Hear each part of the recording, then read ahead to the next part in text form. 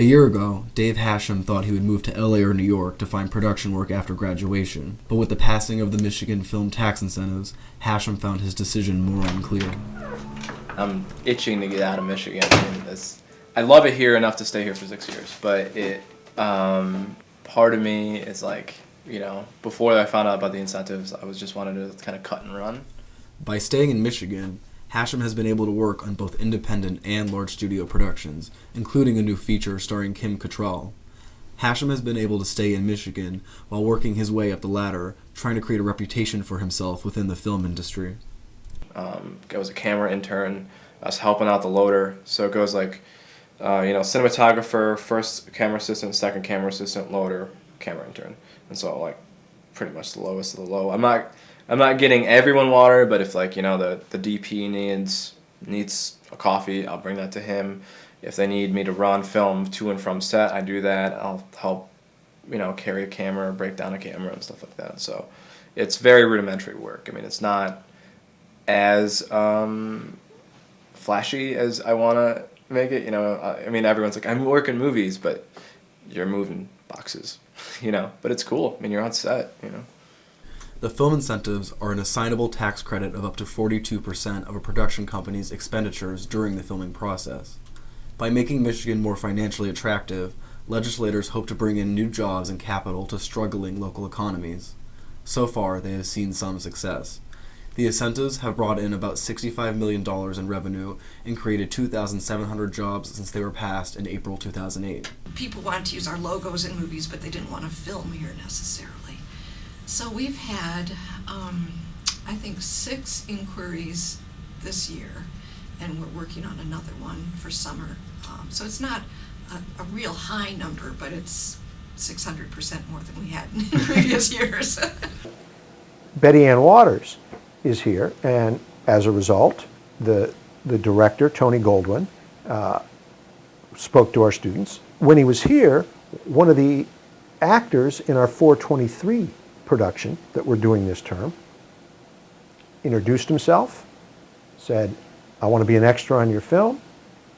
Well, Tony liked him and said, you know what, you're not going to be an extra, you're getting a part. And so he's playing one of Hilary Swank's classmates in the movie. Now, that's only because of that incentive law. They're here, they're coming to talk to our students, they're hiring our students. With all the splashy headlines, many believe that Michigan may become the Hollywood of the Midwest, but many local filmmakers found it harder to break into Hollywood's inside circle than they initially expected. It sounded like a fairy tale, like, all these big budget pictures are going to come in, and it's going to be a huge film economy, and like you're going to be able to move up really easily, and then it didn't really work out like that. It's difficult for people to find work in Michigan with these incentives because the industry is based off of nepotism, and when you think of who am I going to hire, I'm going to hire people from LA that I know, that I've worked with before, than local kids. I mean, that's sort of how they see us, and it's sad. It's really sad because I know tons of people that are really qualified and really good and really hard workers, and they're really passionate about this stuff, and they're flying in people. Other young filmmakers have faced similar difficulties. Katie Barkle is a recent film grad. She has stayed in the state, but has struggled to maintain consistent work.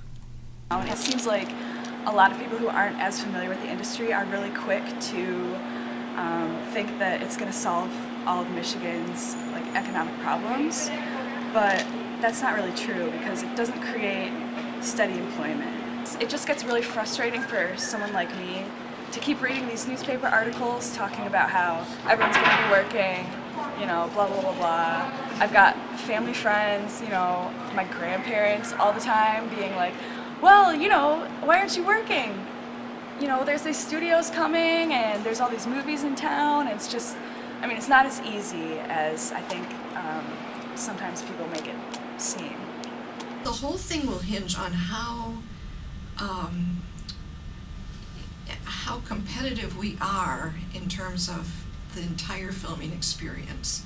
How quickly can we build the supporting industry, the camera people that they want to hire and not have to bring in and house here temporarily. The all the designers, the production designers, all the off-camera services. And we're working on that, so we'll see if we can do it fast enough to keep this industry here. Analysts at Michigan State have predicted long-term growth for Michigan's film industry, but some remain skeptical about the long-term prospects. It depends on the impression that the production companies from LA and New York get of Michigan. You know, some people I've talked to think that all those movies coming in last year may have been too soon just because there weren't as many qualified crew members to work on them. And, you know, if LA and New York start thinking that there's no one on, you know, who knows how to do their job in Michigan, then they're not going to want to come here, even if they do get, you know, up to 42% back.